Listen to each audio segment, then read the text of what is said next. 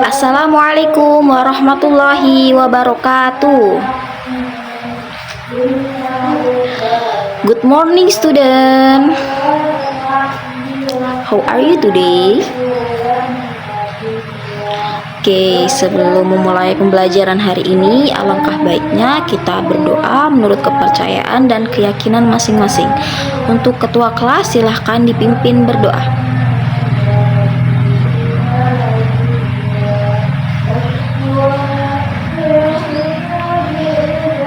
Oke, hari ini siapa yang tidak hadir atau sedang berhalangan? Atau ada yang sakit? Hadir semua. Oke, hari ini mata pembelajaran kita ilmu pengetahuan alam dan sosial. Sebelum memulai pembelajaran, Ibu ingin bertanya, kalian dari suku mana aja nih? Ada yang dari suku Jawa, suku Sunda, suku Lampung. Oke, banyak ya. Jadi tema pembelajaran hari ini yaitu keanekaragaman budaya yang ada di Indonesia. Nah, Indonesia ini merupakan negara kepulauan terbesar di dunia. Saat ini Indonesia mempunyai 38 provinsi yang tersebar di seluruh pulau yang ada di Indonesia. Nah, Indonesia ini memiliki beberapa suku bangsa dan adat istiadat, sehingga Indonesia disebut sebagai negara yang memiliki keberagaman budaya. Keberagaman budaya itu meliputi apa saja? Yang pertama ada upacara adat, lalu ada rumah adat, kemudian ada pakaian adat, ada tarian adat, ada senjata tradisional, bahasa daerah, dan masih banyak lainnya. Indonesia juga memiliki beberapa agama. Agama apa saja itu? Yang pertama ada agama Islam, kemudian ada Kristen Protestan, ada agama Katolik, ada Hindu, ada Buddha, dan ada Konghucu. Do you understand, students?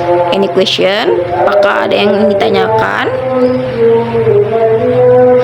Paham? Oke, jadi Ibu akan membahas beberapa bentuk keanekaragaman budaya yang ada di Indonesia. Yang pertama ini Ibu akan bahas tentang upacara adat.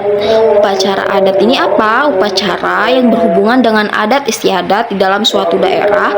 Biasanya dilakukan secara turun-temurun dari generasi ke generasi. Kita ambil salah satu contoh yaitu upacara ngaben. Upacara ngaben, kalian udah yang tahu belum upacara ngaben itu apa? Ya, betul. Jadi upacara ngaben ini adalah upacara pembakaran jenazah yang dilakukan oleh umat Hindu yang ada di Bali.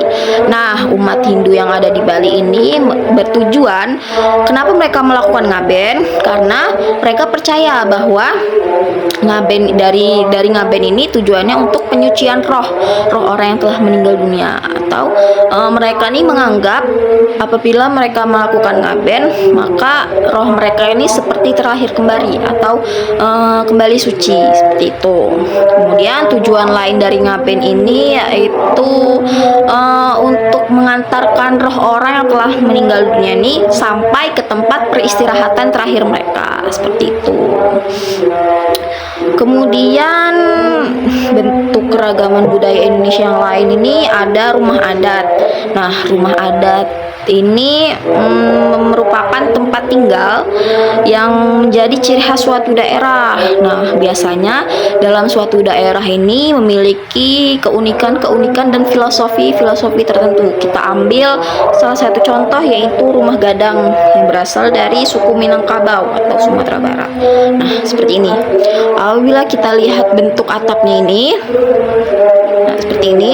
Nah, kita lihat bentuknya seperti menyerupai kepala kerbau. Nah, ini bagi suku Minangkabau memiliki simbol atau makna, yaitu berartikan sebagai kepala kerbau.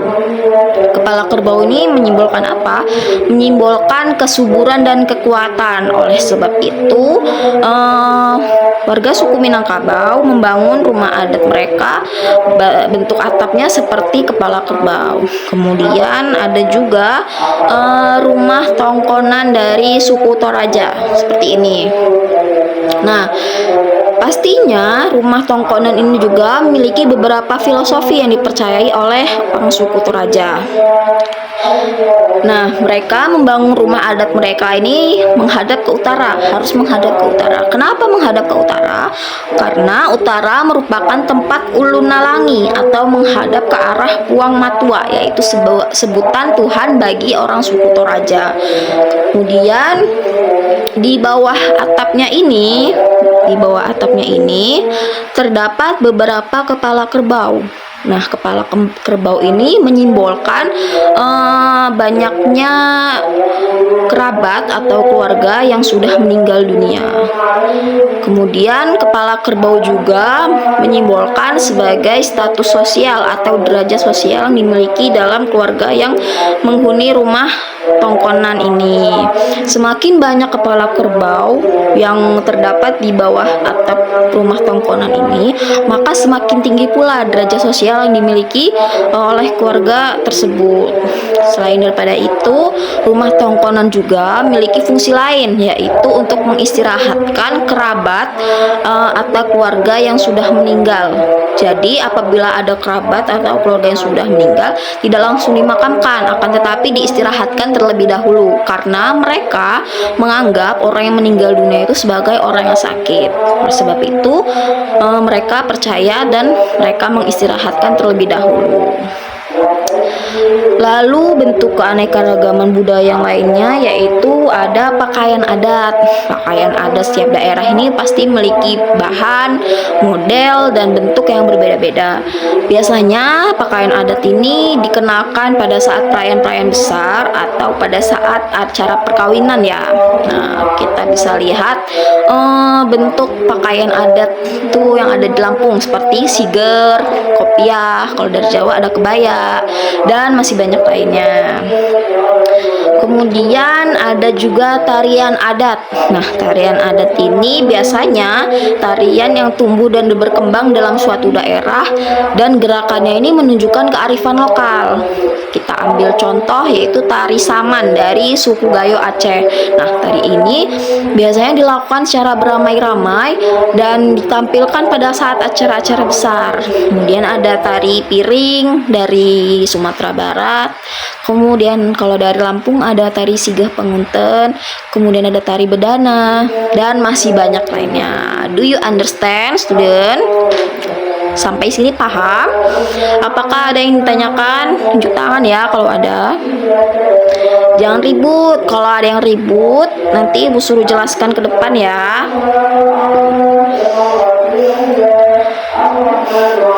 Oke, lanjut ya. Jadi setiap pulau di Indonesia ini mempunyai keadaan alam yang berbeda-beda. Jangankan yang berbeda pulau, bahkan yang satu pulau saja pastinya memiliki keadaan kondisi alam yang berbeda-beda. Hal tersebut mempengaruhi cara hidup, kebiasaan, serta budaya penduduk di Indonesia. Nah, Indonesia ini kan memiliki letak yang sangat strategis ya, diapit oleh 2 benua dan 2 samudra. Ada yang bisa jawab 2 benua itu apa saja dan 2 samudra itu apa saja? Ya, jadi 2 benua itu benua Asia dan benua Australia. Samudranya samudra apa saja? Samudra Hindia dan Samudra Pasifik.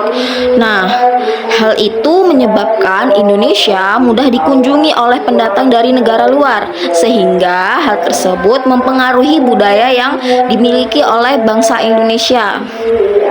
Kemudian bahkan beberapa pakaian dan makanan tradisional saja itu dipengaruhi oleh budaya bangsa lain atau budaya negara lain.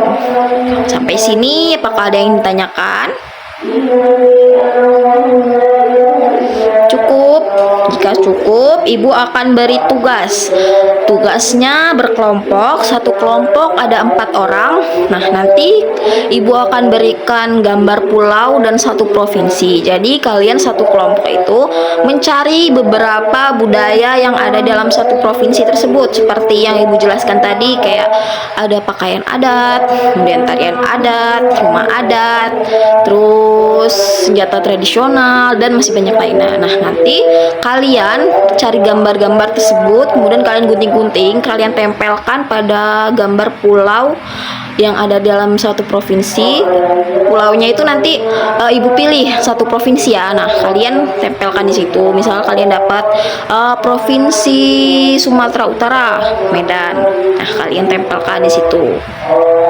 Kemudian nanti kalian jelaskan ke depan teman-teman kalian. Kalian ini mendapatkan budaya provinsi apa, gitu ya. Apakah cukup jelas?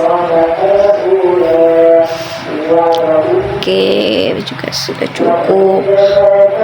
Mungkin cukup sekian pembelajaran hari ini. Terima kasih anak-anak sudah mendengarkan dan memperhatikan penjelasan dari Ibu. Ibu akhiri, wassalamualaikum warahmatullahi wabarakatuh.